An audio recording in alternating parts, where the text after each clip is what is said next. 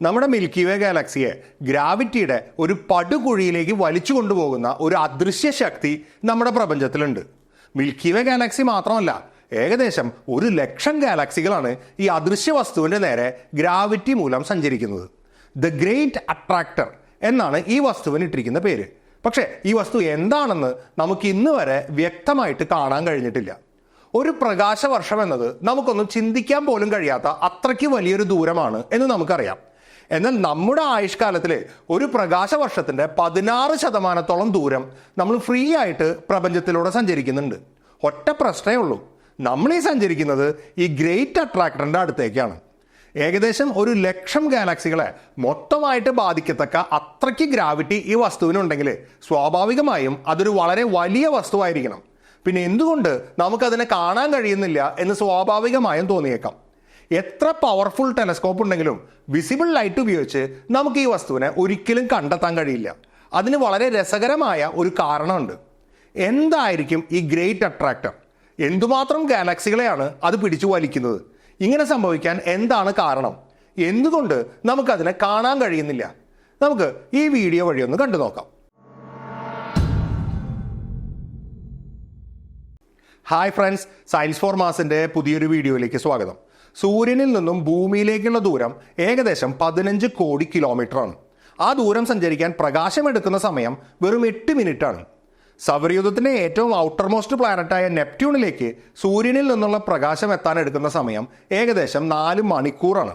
അതായത് സൗരയൂഥം എന്ന് പറയുമ്പോൾ നമ്മുടെ മനസ്സിൽ വരുന്ന ഈ ഒരു ചിത്രത്തിൻ്റെ ഡയാമീറ്റർ വെറും 8 ലൈറ്റ് അവേഴ്സ് മാത്രമാണ്.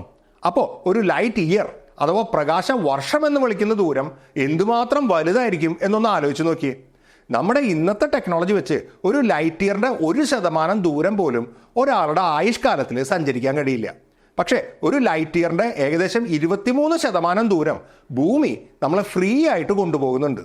അതായത് ഭൂമി 30 km/s എന്ന സ്പീഡിലാണ് സൂര്യനെ കറങ്ങുന്നത്. നമ്മൾ ഭൂമിയിൽ അനങ്ങാതെ ഇരുന്നാലും ഭൂമിയുടെ ഈ സ്പീഡ് നമുക്ക് എപ്പോഴും ഉണ്ടായിരിക്കും. സൂര്യനും സൗരയൂഥവും 220 km/s സ്പീഡിലാണ് മിൽക്കി വേ ഗാലക്സിയുടെ കേന്ദ്രത്തെ കറങ്ങുന്നത്. അപ്പോൾ ആ സ്പീഡും നമുക്കുണ്ട്. ഇനി മിൽക്കി വേ ഗാലക്സി ഏകദേശം 600 km/s സ്പീഡിൽ പ്രപഞ്ചത്തിലൂടെ സഞ്ചരിക്കുന്നുണ്ട്. അപ്പോൾ ആ സ്പീഡും നമുക്കുണ്ട്. ഈ ഓരോ സ്പീഡ് മൂലവും നമ്മൾ സഞ്ചരിക്കുന്ന ദൂരം കണക്കാക്കിയാൽ ഒരു ആയുഷ്കാലത്തിൽ, അതായത് ഏകദേശം 80 വർഷം കൊണ്ട് നമ്മൾ ഏകദേശം 2,14,000 കോടി കിലോമീറ്റർ സഞ്ചരിക്കും. ഒരു പ്രകാശവർഷം എന്നത് 9,46,000 കോടി കിലോമീറ്ററാണ്. അതായത് ഒരു പ്രകാശവർഷത്തിൻ്റെ 22% ദൂരം നമ്മൾ നമ്മുടെ ആയുഷ്കാലത്തിൽ ഫ്രീ ആയിട്ട് സഞ്ചരിക്കുന്നുണ്ട്. ഇതിൽ ഭൂമി സൂര്യന് ചുറ്റും സഞ്ചരിക്കുന്നതും സൂര്യൻ മിൽക്കി വേ ഗാലക്സിക്ക് ചുറ്റും സഞ്ചരിക്കുന്നതുമായ വൃത്താകൃതിയിലുള്ള ചലനങ്ങൾ മൈനസ് ചെയ്താലും മിൽക്കി വേ ഗാലക്സിയുടെ മാത്രം ചലനം മൂലം നമ്മൾ ഏകദേശം ഒരു പ്രകാശവർഷത്തിൻ്റെ 16% ദൂരം സഞ്ചരിക്കുന്നുണ്ട്. അതാണ് വീഡിയോയുടെ തുടക്കത്തിൽ പറഞ്ഞത്. ഇനി നമുക്ക് വീഡിയോയുടെ മെയിൻ ടോപ്പിക്കിലേക്ക് കടക്കുന്നതിന് മുമ്പ് ഒരു ചെറിയ കാര്യം കൂടി മനസ്സിലാക്കാനുണ്ട്. ഇതിനു മുമ്പ് ചെയ്ത പല വീഡിയോകളിലും പ്രപഞ്ച വികാസത്തെക്കുറിച്ച് ഡീറ്റെയിൽഡ് ആയിട്ട് പറഞ്ഞിട്ടുണ്ട്. എങ്കിലും വളരെ ബ്രീഫായിട്ട് ഇവിടെ ഒന്ന് പറയാം. പ്രപഞ്ചത്തിൻ്റെ മൊത്തമായ സ്ട്രക്ചറിനെയും ചലനങ്ങളെയും നിയന്ത്രിക്കുന്ന 2 പ്രധാന ഘടകങ്ങളാണ് ഗ്രാവിറ്റിയും ഡാർക്ക് എനർജിയും. ഗ്രാവിറ്റി പ്രപഞ്ചത്തെ ചുരുക്കാൻ ശ്രമിക്കുന്നു, ഡാർക്ക് എനർജി പ്രപഞ്ചത്തെ വികസിപ്പിക്കാൻ ശ്രമിക്കുന്നു. മാസുള്ള വസ്തുക്കളുടെ ഒരു സ്വഭാവമാണ് ഗ്രാവിറ്റി. അതുകൊണ്ട് തന്നെ മാസ് കൂടുതലുള്ള സ്ഥലങ്ങളിൽ ഗ്രാവിറ്റിക്ക് ശക്തി കൂടും. അവിടെ സ്പേസ് ചുരുങ്ങും, വസ്തുക്കൾ തമ്മിൽ അടുക്കും. ഇനി മാസ് ഒന്നുമില്ലാത്ത എം ടി സ്പേസിൻ്റെ പ്രോപ്പർട്ടിയാണ് dark energy. Empty space കൂടുതലുള്ളിടത്ത് ഡാർക്ക് എനർജി കൂടുതലായിട്ടുണ്ടാവും. അത് അവിടെയുള്ള സ്പേസിനെ വികസിപ്പിക്കാൻ കാരണമാവും. ചുരുക്കി പറഞ്ഞാൽ മാസ് ഉള്ളിടത്ത് സ്പേസ് ചുരുങ്ങും, എം ടി സ്പേസ് ഉള്ളിടത്ത് സ്പേസ് വികസിക്കും. നമ്മുടെ പ്രപഞ്ചത്തിൽ ഇന്ന് എം ടി സ്പേസ് ആണ് കൂടുതലുള്ളത്. അതുകൊണ്ട് പ്രപഞ്ചത്തെ മൊത്തമായിട്ട് എടുക്കുമ്പോൾ പ്രപഞ്ചം വികസിക്കുകയാണ് ചെയ്യുന്നത്. എങ്കിലും മാസ് വളരെ കൂടുതലുള്ള ഗാലക്സികളിലും ഗാലക്സി കൂട്ടങ്ങളിലും ഗ്രാവിറ്റിയുടെ പ്രഭാവം തന്നെയാണ് കൂടുതലുള്ളത്. അതുകൊണ്ട് അത്തരം സ്ഥലങ്ങളിൽ വസ്തുക്കൾ പരസ്പരം അടുക്കുന്ന സാഹചര്യങ്ങളും ഉണ്ടാവും. ഇങ്ങനെ പലവിധമായ കാരണങ്ങൾ കൊണ്ട് ഗാലക്സികൾക്ക് ചലനമുണ്ടാവും. നേരത്തെ മിൽക്കി വേ ഗാലക്സിയുടെ ചലനത്തെക്കുറിച്ച് നമ്മൾ പറഞ്ഞിരുന്നു. മിൽക്കി വേ ഗാലക്സി മാത്രമല്ല, പ്രപഞ്ചത്തിലുള്ള എല്ലാ ഗാലക്സികളും സഞ്ചരിച്ചുകൊണ്ടിരിക്കുകയാണ്. അവയ്ക്കൊക്കെ നമ്മളെ അപേക്ഷിച്ച് ഓരോ വെലോസിറ്റിയും ഉണ്ട്. ആ വെലോസിറ്റിക്ക് 2 ഘടകങ്ങളുണ്ട്. പ്രപഞ്ചത്തിലെ ഓരോ ഗാലക്സിക്കും അതിൻ്റെ ചുറ്റുപാടുകളെ അപേക്ഷിച്ച് ഒരു വെലോസിറ്റി ഉണ്ടായിരിക്കും. അതാണ് നമ്മൾ സാധാരണ മനസ്സിലാക്കുന്ന രീതിയിലുള്ള ഒരു ഗാലക്സിയുടെ വെലോസിറ്റി. അതിനെ ആ ഗാലക്സിയുടെ പെക്യൂലിയർ വെലോസിറ്റി എന്നാണ് വിളിക്കുക. അതുകൂടാതെ പ്രപഞ്ച വികാസം മൂലം ആ ഗാലക്സിക്ക് ഒരു വെലോസിറ്റി ഉണ്ടായിരിക്കും. അതിനെയാണ് ആ ഗാലക്സിയുടെ ഹബിൾ ഫ്ലോ എന്ന് വിളിക്കുന്നത്. ഉദാഹരണത്തിന്, 1 ബില്യൺ ലൈറ്റ് ഇയേഴ്സ് അകലെയുള്ള ഒരു ഗാലക്സിയുടെ സ്പീഡ് നമ്മൾ കണക്കാക്കുന്നു എന്ന് വിചാരിക്കാം. മിൽക്കി വേ ഗാലക്സിക്കും ആ ഗാലക്സിക്കും ഇടയിലുള്ള എം ടി സ്പേസ് വികസിക്കുന്നത് മൂലം ആ ഗാലക്സിക്ക് നമ്മളെ അപേക്ഷിച്ച് ഒരു സ്പീഡ് ഉണ്ടാവും. അതാണ് ആ ഗാലക്സിയുടെ ഹബിൾ ഫ്ലോ. ഈ ഹബിൾ ഫ്ലോ മിൽക്കി വേ ഗാലക്സിയിൽ നിന്നും 1 ബില്യൺ ലൈറ്റ് ഇയേഴ്സ് ദൂരത്തിലുള്ള എല്ലാ വസ്തുക്കൾക്കും ഏകദേശം ഒരേപോലെ ആയിരിക്കും. എം ടി സ്പേസ് വികസിക്കുന്ന തോത് എത്രയാണെന്ന് നമുക്കറിയാം. അതിൽ നിന്നും 1 ബില്യൺ ലൈറ്റ് ഇയേഴ്സ് അകലെയുള്ള ഒരു ഗാലക്സിയുടെ ഹബിൾ ഫ്ലോ എത്രയാണെന്ന് നമുക്ക് കണക്കാക്കി എടുക്കാൻ കഴിയും. പ്രപഞ്ചത്തിലുള്ള മറ്റു ഗാലക്സികളുടെ സ്പീഡ് നമ്മൾ കണ്ടുപിടിക്കുമ്പോൾ നമുക്ക് ആദ്യം കിട്ടുന്നത് നമ്മുടെ സ്വന്തം ഗാലക്സിയായ മിൽക്കി വേയോട് അപേക്ഷിച്ചുള്ള ആ ഗാലക്സികളുടെ സ്പീഡാണ്. അങ്ങനെ കണ്ടെത്തുന്ന സ്പീഡിൽ നേരത്തെ പറഞ്ഞ 2 ഘടകങ്ങളുണ്ടാവും. അതിൽ നിന്നും നമ്മൾ കണക്കാക്കിയെടുക്കുന്ന ഹബിൾ ഫ്ലോ മൈനസ് ചെയ്ത് കഴിയുമ്പോഴാണ് ആ ഗാലക്സിയുടെ പെക്യൂലിയർ വെലോസിറ്റി കിട്ടുന്നത്. ഈ രീതിയിൽ മിൽക്കി വേ ഗാലക്സിയുടെ അടുത്ത ചുറ്റുവട്ടത്തുള്ള ആയിരക്കണക്കിന് ഗാലക്സികളുടെ പെക്യൂലിയർ വെലോസിറ്റി കണക്കാക്കി നോക്കിയപ്പോഴാണ് നമുക്കൊരു കാര്യം മനസ്സിലായത്. ആ ഗാലക്സികളൊക്കെ വളരെ വിദൂരമായ ഒരു അജ്ഞാത വസ്തുവിനെ ലക്ഷ്യമാക്കിയാണ് സഞ്ചരിക്കുന്നത്.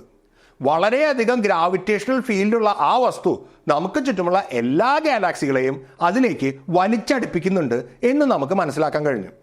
നമ്മൾ മിൽക്കി വേ ഗാലക്സിയിൽ തന്നെയാണ് ഉള്ളത് എന്നുള്ളതുകൊണ്ട് അതിൻ്റെ പെക്യൂലിയർ വെലോസിറ്റി നമുക്ക് നേരിട്ട് മെഷർ ചെയ്യാൻ കഴിയില്ല. പക്ഷേ അത് മെഷർ ചെയ്യാൻ ഒരു ഇൻഡയറക്റ്റ് മെത്തേഡ് ഉണ്ട്. കോസ്മിക് മൈക്രോവേവ് ബാക്ക്ഗ്രൗണ്ട് റേഡിയേഷനെ ഒരു റെഫറൻസ് ആയി എടുത്താൽ നമുക്ക് നമ്മുടെ വെലോസിറ്റി മനസ്സിലാക്കാൻ കഴിയും. അങ്ങനെ നോക്കുമ്പോൾ മിൽക്കി വേ ഗാലക്സിയുടെ ഒരു ഭാഗത്തു നിന്നും വരുന്ന CMB റേഡിയേഷന് റെഡ് ഷിഫ്റ്റ് ഉള്ളതായും മറ്റേ ഭാഗത്തു നിന്നും വരുന്ന CMB റേഡിയേഷന് ബ്ലൂ ഷിഫ്റ്റ് ഉള്ളതായും കണ്ടെത്താൻ കഴിഞ്ഞു. ഈ വ്യത്യാസത്തിൽ നിന്നും മിൽക്കി വേ ഗാലക്സിയുടെ പ്രപഞ്ചത്തിലൂടെയുള്ള വെലോസിറ്റി കണക്കാക്കാൻ കഴിഞ്ഞു. അങ്ങനെ നോക്കിയപ്പോഴാണ് നമുക്ക് ചുറ്റുമുള്ള മറ്റു ഗാലക്സികൾ സഞ്ചരിക്കുന്ന അതേ ഡയറക്ഷനിൽ ഏകദേശം 600 km/s വേഗതയിൽ മിൽക്കി വേ ഗാലക്സിയും സഞ്ചരിക്കുന്നുണ്ട് എന്ന് മനസ്സിലായത്. ഈ എല്ലാ ഗാലക്സികളെയും ഗ്രാവിറ്റി മൂലം തന്നിലേക്ക് വലിച്ചടുപ്പിക്കാൻ മാത്രം അത്രയ്ക്ക് ഗ്രാവിറ്റേഷണൽ സ്ട്രെങ്ത് ഉള്ള ആ അദൃശ്യ വസ്തുവിനിട്ട പേരാണ് ദ ഗ്രേറ്റ് അട്രാക്ടർ. വളരെയധികം ഗ്രാവിറ്റേഷണൽ ഫീൽഡുള്ള വസ്തു എന്ന് പറയുമ്പോൾ നമ്മുടെ മനസ്സിൽ ആദ്യം വരുന്ന വസ്തു ഒരു സൂപ്പർ മാസീവ് ബ്ലാക്ക് ഹോളാണ്. പക്ഷേ ഈ ഗ്രേറ്റ് അട്രാക്ടർ എന്ന് പറയുന്ന വസ്തു ആ റേഞ്ചിലൊന്നും നിൽക്കില്ല. കാരണം നേരത്തെ പറഞ്ഞ ആയിരക്കണക്കിന് ഗാലക്സികളിൽ ഓരോന്നിലും ഒരു സൂപ്പർ മാസീവ് ബ്ലാക്ക് ഹോൾ വീതമെങ്കിലും ഉണ്ടാവും. അവയെ ഒക്കെ ചേർത്ത് വലിച്ചു കൊണ്ടുപോകാൻ കഴിയുന്ന ഒരു വസ്തു എന്ന് പറയുമ്പോൾ അത് നമുക്കൊക്കെ ചിന്തിക്കാൻ കഴിയുന്നതിലും കൂടുതൽ മാസമുള്ള ഒരു വസ്തുവായിരിക്കണം. പക്ഷേ അത്രയും വലിയൊരു വസ്തുവായിട്ട് കൂടിയും അതിന് നമുക്ക് കാണാൻ കഴിയുന്നില്ല എന്നൊരു പ്രശ്നമുണ്ട്. അതിന് വ്യക്തമായ ഒരു കാരണമുണ്ട്. അത് മനസ്സിലാക്കാനായിട്ട് മിൽക്കി വേ ഗാലക്സിയുടെ വലുപ്പത്തെക്കുറിച്ചും അതിനകത്തെ സൗരയൂഥത്തിൻ്റെ പൊസിഷനെ കുറിച്ചും നമ്മൾ മനസ്സിലാക്കണം. മിൽക്കി വേ ഗാലക്സിയിൽ 40,000 കോടി നക്ഷത്രങ്ങളുണ്ട് എന്നാണ് ഒരു ഏകദേശ കണക്ക്. അതിൽ മെജോറിറ്റി സ്റ്റാർസും ഉള്ളത് ഈ കാണുന്ന മെയിൻ ഡിസ്കിലാണ്. അതിൻ്റെ ഡയാമീറ്റർ ഏകദേശം 1,00,000 ലൈറ്റ് ഇയേഴ്സ് ആണ്. അതിൻ്റെ കേന്ദ്രത്തിൽ നിന്നും ഏകദേശം 27,000 ലൈറ്റ് ഇയേഴ്സ് അകലെയാണ് സോളാർ സിസ്റ്റം സ്ഥിതി ചെയ്യുന്നത്. ഈ ഡിസ്കിൻ്റെ തിക്നെസ് 1000 മുതൽ 3000 ലൈറ്റ് ഇയേഴ്സ് വരെയാണ്. അതായത് നമ്മുടെ സോളാർ സിസ്റ്റത്തിൻ്റെ ആകെ വലുപ്പത്തിൻ്റെ എത്രയോ ഇരട്ടിയാണ് ഈ ഡിസ്കിൻ്റെ തിക്നെസ് തന്നെ. അതാണ് നമ്മുടെ ഗാലക്സി. മിൽക്കി വേ ഗാലക്സി വളരെ വലുതായതുകൊണ്ടും ഭൂമി അതിൻ്റെ ഉള്ളിൽ ഒരു പ്രത്യേക ലൊക്കേഷനിലായതുകൊണ്ടും ഈ പ്രപഞ്ചത്തിൻ്റെ ഒരു ഭാഗത്തിനെ നമുക്ക് ഒരിക്കലും നേരിട്ട് കാണാൻ കഴിയാത്തൊരവസ്ഥയുണ്ട്. അതായത് ഭൂമിയിൽ ഇരുന്ന് നോക്കിയാൽ ഗാലക്സിയുടെ ഡിസ്കിൻ്റെ അതേ പ്ലെയിനിൽ ഈ ഭാഗത്തായിട്ട് സ്ഥിതി ചെയ്യുന്ന പ്രപഞ്ചത്തിലെ വസ്തുക്കളെ ഒന്നും നമുക്ക് കാണാൻ സാധിക്കില്ല. കാരണം അവിടെയുള്ള വസ്തുക്കളെയൊക്കെ മിൽക്കി വേ ഗാലക്സിയുടെ മെയിൻ ഡിസ്ക് മറയ്ക്കും. ഇങ്ങനെ ഗാലക്സിയുടെ ഡിസ്കിൻ്റെ തടസ്സം മൂലം നമുക്ക് കാണാൻ കഴിയാത്ത പ്രപഞ്ചത്തിൻ്റെ ഭാഗത്തെയാണ് സോൺ ഓഫ് അവോയ്ഡൻസ് എന്ന് വിളിക്കുന്നത്.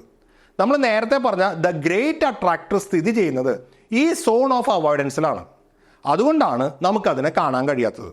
ഈ ഗ്രേറ്റ് അട്രാക്ടറിൻ്റെ ശരിയായ സ്ട്രെങ്ത് മനസ്സിലാക്കണമെന്നുണ്ടെങ്കിൽ അതിനാൽ ബാധിക്കപ്പെടുന്ന ഗാലക്സികളുടെ എണ്ണത്തെക്കുറിച്ചും വലുപ്പത്തെക്കുറിച്ചും അറിയണം. അതിനാദ്യം മിൽക്കി വേ ഗാലക്സിയുടെ ചുറ്റുവട്ടത്തായിട്ട് സ്ഥിതി ചെയ്യുന്ന ഗാലക്സികളെക്കുറിച്ചും ഗാലക്സി കൂട്ടങ്ങളെക്കുറിച്ചും മനസ്സിലാക്കണം. മിൽക്കി വേ ഗാലക്സിയെ ഓർബിറ്റ് ചെയ്യുന്ന ചെറുതും വലുതുമായ ഏകദേശം 50ഓളം സാറ്റലൈറ്റ് ഗാലക്സികളുണ്ട്. അവയിൽ ചിലതൊക്കെ മിൽക്കി വേ ഗാലക്സിയുമായിട്ട് ഓൾറെഡി മെർജ് ചെയ്തുകൊണ്ടിരിക്കുകയാണ്. ചിലത് ഭാവിയിലും മെർജ് ചെയ്യും. മിൽക്കി വേ ഗാലക്സിയുടെ ഏറ്റവും അടുത്ത് കിടക്കുന്ന മറ്റൊരു വലിയ ഗാലക്സി എന്ന് പറയുന്നത് ആൻഡ്രോമഡ ഗാലക്സിയാണ്. അതിന് മിൽക്കി വേ ഗാലക്സിയേക്കാൾ ഒരല്പം വലുപ്പം കൂടുതലാണ്. അതിനുമുണ്ട് ഒരുപാട് സാറ്റലൈറ്റ് ഗാലക്സികൾ. ഇതുകൂടാതെ ട്രയാങ്കുലം ഗാലക്സി എന്ന് വിളിക്കുന്ന ഒരു ഇടത്തരം ഗാലക്സിയും നമ്മുടെ അടുത്തായിട്ടുണ്ട്. മിൽക്കി വേ ഗാലക്സിയും അതിൻ്റെ സാറ്റലൈറ്റ് ഗാലക്സികളും ആൻഡ്രോമഡ ഗാലക്സിയും അതിൻ്റെ സാറ്റലൈറ്റ് ഗാലക്സികളും പിന്നെ ട്രയാങ്കുലം ഗാലക്സിയും ചേർന്നതിനെയാണ് ലോക്കൽ ഗ്രൂപ്പ് എന്ന് വിളിക്കുന്നത്. അതായത് ലോക്കൽ ഗ്രൂപ്പ് ഓഫ് ഗാലക്സീസ്. ഈ ലോക്കൽ ഗ്രൂപ്പിലെ ഗാലക്സികൾ തമ്മിലുള്ള ഗ്രാവിറ്റേഷണൽ ഇൻഫ്ലുവൻസ് ശക്തമാണ്. എന്നാൽ അവയ്ക്കിടയിലുള്ള എംപ്റ്റി സ്പേസിൻ്റെ അളവ് കുറവാണ്. അതുകൊണ്ട് തന്നെ ലോക്കൽ ഗ്രൂപ്പിലെ ഗാലക്സികൾ പ്രപഞ്ച വികാസം മൂലം അകലുന്നതിനേക്കാൾ വേഗത്തിലാണ് പരസ്പരം അടുക്കുന്നത്. അതുകൊണ്ട് വിദൂര ഭാവിയിൽ ഈ ഗാലക്സികളൊക്കെ തമ്മിൽ മെർജാവും എന്നുള്ള കാര്യത്തിൽ സംശയമില്ല. ഇനി നമ്മുടെ ഈ ലോക്കൽ ഗ്രൂപ്പ് വെർഗോ ക്ലസ്റ്റർ എന്ന് വിളിക്കുന്ന ഒരു കൊച്ചു ഗാലക്സി കൂട്ടത്തിൻ്റെ ഭാഗമാണ്. ഏകദേശം 2000 ഗാലക്സികളാണ് വിർഗോ ക്ലസ്റ്ററിലുള്ളത്. നമ്മുടെ ലോക്കൽ ഗ്രൂപ്പിലെ എല്ലാ ഗാലക്സികൾക്കും ഈ വിർഗോ ക്ലസ്റ്ററിന്റെ സെന്റർ ഓഫ് മാസിന്റെ നേരെയായിട്ട് ഒരു ഗ്രാവിറ്റേഷണൽ പുള്ള് അനുഭവപ്പെടുന്നുണ്ട്. ഇനി നമ്മുടെ ഈ ലോക്കൽ ഗ്രൂപ്പും വിർഗോ ക്ലസ്റ്ററും ഒക്കെ വിർഗോ സൂപ്പർ ക്ലസ്റ്റർ എന്നൊരു വലിയ ഗാലക്സി കൂട്ടത്തിന്റെ ഭാഗമാണ്. ചെറുതും വലുതുമായ 100ഓളം ഗാലക്സി ക്ലസ്റ്റേഴ്സ് ചേർന്നതാണ് Virgo super cluster.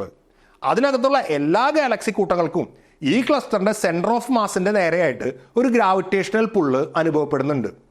Virgo super cluster പോലെയുള്ള ഒരുപാട് സൂപ്പർ ക്ലസ്റ്ററുകൾ ചേർന്നതാണ് ലെനയക്കയ സൂപ്പർ ക്ലസ്റ്റർ. ഏകദേശം 100,000 ഗാലക്സികളാണ് ഈ ലെനയക്കയ സൂപ്പർ ക്ലസ്റ്ററിലുള്ളത്. ആ 100,000 ഗാലക്സികൾക്കും ഈ സൂപ്പർ ക്ലസ്റ്ററിന്റെ സെന്റർ ഓഫ് മാസിൽ നിന്നുള്ള ഗ്രാവിറ്റേഷണൽ പുള്ള് അനുഭവപ്പെടുന്നുണ്ട്. ഇവിടെ പ്രത്യേകം ശ്രദ്ധിക്കേണ്ട ഒരു കാര്യം, ലെനയക്കയ സൂപ്പർ ക്ലസ്റ്ററിലെ ഓരോ ഗാലക്സിക്കും പല രീതിയിലുള്ള ഗ്രാവിറ്റേഷണൽ പുള്ള് അനുഭവപ്പെടുന്നുണ്ട്. അതായത് ഓരോ ഗാലക്സിക്കും അവ അടങ്ങുന്ന ലോക്കൽ ഗ്രൂപ്പിന്റെ സെന്റർ ഓഫ് മാസിൽ നിന്നും അതത് ഗാലക്സി ക്ലസ്റ്ററിന്റെ സെന്ററിൽ നിന്നും ഗാലക്സി സൂപ്പർ ക്ലസ്റ്ററിന്റെ സെന്ററിൽ നിന്നും ഒക്കെ ഗ്രാവിറ്റേഷണൽ പുള്ള് അനുഭവപ്പെടുന്നുണ്ട്. അതിന് പുറമെയാണ് ലെനയക്കയ സൂപ്പർ ക്ലസ്റ്ററിന്റെ സെന്റർ ഓഫ് മാസിൽ നിന്നുള്ള ഗ്രാവിറ്റേഷണൽ പുള്ള് അനുഭവപ്പെടുന്നത്. അതുകൊണ്ട് തന്നെ ഈ ഗാലക്സികളുടെയൊക്കെ ഒറ്റയ്ക്കൊറ്റയ്ക്കുള്ള ചലനം കുറച്ച് കോംപ്ലിക്കേറ്റഡ് ആണ്. പക്ഷെ അവയുടെയൊക്കെ ചലനത്തിന്റെ അൾട്ടിമേറ്റ് ടാർഗറ്റ് ലെനയക്കയ സൂപ്പർ ക്ലസ്റ്ററിന്റെ കേന്ദ്ര ഭാഗത്തേക്കാണ് എന്ന് നമുക്ക് മനസ്സിലാക്കാൻ കഴിഞ്ഞിട്ടുണ്ട്. നേരത്തെ പ്രപഞ്ച വികാസത്തിന്റെ ഭാഗമായിട്ട് ഓരോ ഗാലക്സിക്കും ഉണ്ടാകുന്ന വെലോസിറ്റിയെ ഹബിൾ ഫ്ലോ എന്ന് വിളിച്ചിരുന്നു. അതുപോലെ ലെനയക്കയ സൂപ്പർ ക്ലസ്റ്ററിലെ 100,000 വരുന്ന ഗാലക്സികളുടെ സൂപ്പർ ക്ലസ്റ്ററിന്റെ കേന്ദ്രത്തിന് നേരെയുള്ള ചലനത്തെ കോസ്മിക് ഫ്ലോ എന്നാണ് വിളിക്കുന്നത്. അങ്ങനെ 100,000 ഗാലക്സികളെ ഗ്രാവിറ്റേഷണലി വലിച്ചെടുക്കുന്ന ലെനയക്കയ സൂപ്പർ ക്ലസ്റ്ററിന്റെ കേന്ദ്ര ഭാഗത്തിനെയാണ് നമ്മൾ ദ ഗ്രേറ്റ് അട്രാക്ടർ എന്ന് വിളിച്ചത്. ലെനയക്കയ പോലെയുള്ള അത്രയും വലിയ സൂപ്പർ ക്ലസ്റ്ററിന്റെ കാര്യം വരുമ്പോൾ സെന്റർ ഓഫ് മാസ് എന്നൊരൊറ്റ പോയിന്റിനേക്കാൾ സൂപ്പർ ക്ലസ്റ്ററിലെ ലക്ഷക്കണക്കിന് ഗാലക്സികളുടെ ഒക്കെ ചേർന്നുള്ള മാസ് തീർക്കുന്ന ഒരു ഗ്രാവിറ്റേഷണൽ വെൽ എന്ന കോൺസെപ്റ്റിനാണ് പ്രസക്തി വരുന്നത്. ആ ഗ്രാവിറ്റേഷണൽ പടുകുഴിയുടെ സെൻറ്ററിലുള്ള റീജിയണിനെയാണ് ദ ഗ്രേറ്റ് അട്രാക്ടർ എന്ന് വിളിച്ചത്. അത് സ്ഥിതി ചെയ്യുന്നത് നമ്മൾ നേരത്തെ പറഞ്ഞ പോലെ മിൽക്കി വേ ഗാലക്സിയുടെ സോൺ ഓഫ് അവോയ്ഡൻസിലാണ്. അതുകൊണ്ടാണ് നമുക്കതിനെ കാണാൻ കഴിയാത്തത്. ഇനി കാര്യങ്ങൾ ഇവിടം കൊണ്ടും അവസാനിക്കുന്നില്ല. ലെനയക്കയ സൂപ്പർ ക്ലസ്റ്ററിന്റെ വലിപ്പം ഏകദേശം 52 കോടി പ്രകാശ വർഷങ്ങളാണ്. അതിൻ്റെ ചുറ്റുമായിട്ട് വേറെയും ഒരുപാട് സൂപ്പർ ക്ലസ്റ്റേഴ്സ് ഉണ്ട്. ഒരു സൂപ്പർ ക്ലസ്റ്ററിനെ മറ്റൊരു സൂപ്പർ ക്ലസ്റ്ററിൽ നിന്നും വേർതിരിക്കുന്നത് അവയിലെ ഗാലക്സികളുടെ ചലനമാണ്. ലെനയക്കയ സൂപ്പർ ക്ലസ്റ്ററിലെ ഗാലക്സികളൊക്കെ ചലിക്കുന്നത് ദ ഗ്രേറ്റ് അട്രാക്ടറിന്റെ ഡയറക്ഷനിലാണെന്ന് പറഞ്ഞിരുന്നല്ലോ. അതുപോലെ തന്നെ തൊട്ടടുത്ത പെർസിയസ് സൂപ്പർ ക്ലസ്റ്ററിലെ ഗാലക്സികൾ സഞ്ചരിക്കുന്നത് ആ സൂപ്പർ ക്ലസ്റ്ററിന്റെ സെൻട്രൽ റീജിയന്റെ നേരെയാണ്. അങ്ങനെ ഈ പ്രപഞ്ചത്തിലുള്ള ഗാലക്സികളെ ഒക്കെ ഓരോ സൂപ്പർ ക്ലസ്റ്ററുകളായിട്ട് തിരിക്കുന്നത് അവയുടെ പ്രധാനമായ ചലനത്തെ നിയന്ത്രിക്കുന്ന കേന്ദ്ര ശക്തിയെ അടിസ്ഥാനപ്പെടുത്തിയാണ്. ഈ സൂപ്പർ ക്ലസ്റ്ററുകളുടെ ഇടയിലായിട്ട് ഗാലക്സികൾ തീരെ ഇല്ലാത്ത വലിയ വോയിഡ് ഏരിയകളും ഉണ്ട്. അത്തരം വോയിഡ് ഏരിയകളിലാണ് പ്രപഞ്ച വികാസം കൂടുതലായിട്ട് നടക്കുന്നത്. അങ്ങനെ പ്രപഞ്ചത്തെ വളരെ ലാർജ് സ്കെയിലിൽ നോക്കിയാൽ ഒരുപാട് വോയിഡ് ഏരിയകൾ കാണാൻ സാധിക്കും. അതിൻ്റെ ഇടയിലായിട്ട് അതത് ഗാലക്സി സൂപ്പർ ക്ലസ്റ്ററിന്റെ കേന്ദ്രത്തിന് നേരെ സഞ്ചരിക്കുന്ന ഗാലക്സികളുടെ നേർത്ത ഫിലമെന്റുകളും കാണാൻ സാധിക്കും. ഈ ഹോൾ നെറ്റ്വർക്കിനെയാണ് കോസ്മിക് വെബ് എന്ന് വിളിക്കുന്നത്. ഈ കാണിച്ചിരിക്കുന്ന ചിത്രത്തിൽ നേർത്ത ബ്രൈറ്റ് ലൈൻസ് ആയിട്ട് കാണുന്നത് അതത് സൂപ്പർ ക്ലസ്റ്ററിന്റെ കേന്ദ്രത്തിലേക്ക് ചലിക്കുന്ന ഗാലക്സികളും ഗാലക്സി കൂട്ടങ്ങളുമാണ്. ബാക്കിയുള്ള ഡാർക്ക് ബാക്ക്ഗ്രൗണ്ട് മുഴുവനും എംപ്റ്റി സ്പേസ് ആണ്. ആ എംപ്റ്റി സ്പേസിലാണ് പ്രപഞ്ച വികാസം വലിയ തോതിൽ നടക്കുന്നത്. ഈ കോസ്മിക് വെബിന്റെ നമ്മൾ സ്ഥിതി ചെയ്യുന്ന ഭാഗത്തിന്, അതായത് ലെനയക്കയ സൂപ്പർ ക്ലസ്റ്ററിനെയും ചുറ്റുവട്ടത്തുള്ള മറ്റു പല സൂപ്പർ ക്ലസ്റ്റേഴ്സിനെയും ഒക്കെ ചേർത്ത് പിടിച്ചു വലിക്കുന്ന മറ്റൊരു വലിയ ശക്തി ഒബ്സർവബിൾ യൂണിവേഴ്സിന്റെ പുറത്തുണ്ട് എന്നുള്ള രീതിയിൽ ചില പഠനഫലങ്ങൾ ഏതാനും വർഷങ്ങൾക്ക് മുമ്പ് പുറത്തു വന്നിരുന്നു. ഈ എല്ലാ ഗാലക്സി ക്ലസ്റ്റേഴ്സിന്റെയും ആ ശക്തിക്ക് നേരെയുള്ള ഒഴുക്കിനെ ഡാർക്ക് ഫ്ലോ എന്നാണ് പേരിട്ടത്. ആ ഡാർക്ക് ഫ്ലോയെ കുറിച്ച് വന്ന പഠനഫലങ്ങൾക്ക് ഒരു കൺഫർമേഷൻ പിന്നീട് വന്നിട്ടില്ല. പക്ഷേ നേരത്തെ പറഞ്ഞ ഗ്രേറ്റ് അട്രാക്ടറും കോസ്മിക് ഫ്ലോയും ഒക്കെ തെളിവുകളുടെ അടിസ്ഥാനത്തിൽ കൺഫർമേഷൻ വന്നിട്ടുള്ള ആശയങ്ങളാണ്. ഗ്രേറ്റ് അട്രാക്ടറിനെ നമുക്ക് നേരിട്ട് വിസിബിൾ ലൈറ്റ് ഉപയോഗിച്ച് പഠിക്കാൻ കഴിയില്ലെങ്കിലും ഗാലക്സിയുടെ ഡിസ്കിനകത്തൂടെ കടന്നു പോകാൻ കഴിയുന്ന ചില പ്രത്യേക വേവ്ലെങ്തിലുള്ള പ്രകാശം ഉപയോഗിച്ച് അതിനെക്കുറിച്ച് പഠിക്കാനുള്ള ശ്രമങ്ങൾ ഇന്ന് നടക്കുന്നുണ്ട്. അതുകൊണ്ട് അധികം വൈകാതെ തന്നെ അതിനെക്കുറിച്ചുള്ള കൂടുതൽ കാര്യങ്ങൾ നമുക്ക് മനസ്സിലാക്കാൻ കഴിയും എന്ന് കരുതുന്നു. ഈ ഒരു വീഡിയോ വഴി ദ ഗ്രേറ്റ് അട്രാക്ടറിനെ കുറിച്ചും കോസ്മിക് വെബിനെ കുറിച്ചും പ്രപഞ്ചത്തിലെ ലാർജ് സ്കെയിൽ സ്ട്രക്ചേഴ്സിനെ നിയന്ത്രിക്കുന്ന ശക്തികളെക്കുറിച്ചും ഒരു ചെറിയ ധാരണ നിങ്ങൾക്ക് കിട്ടിക്കാണുമെന്ന് കരുതുന്നു. ഈ വീഡിയോ നിങ്ങൾക്ക് ഇഷ്ടമായെങ്കിൽ അത് ലൈക്ക് ചെയ്യാൻ മടിക്കരുത്. കഴിയുമെങ്കിൽ ഒന്ന് കമൻറ്റും ചെയ്യാം. ഇത്തരം വീഡിയോകൾ ഇഷ്ടപ്പെടാൻ സാധ്യതയുള്ള നിങ്ങളുടെ സുഹൃത്തുക്കളുമായി ഇത് ഷെയർ ചെയ്യുക. ഓർക്കുക, ഒരറിവും ചെറുതല്ല. അറിഞ്ഞിട്ടിപ്പോൾ എന്താ ഗുണം എന്ന ചോദ്യത്തിന് പ്രസക്തിയില്ല. അറിവ് അറിവിൽ തന്നെ പൂർണ്ണമാണ്. Thank you.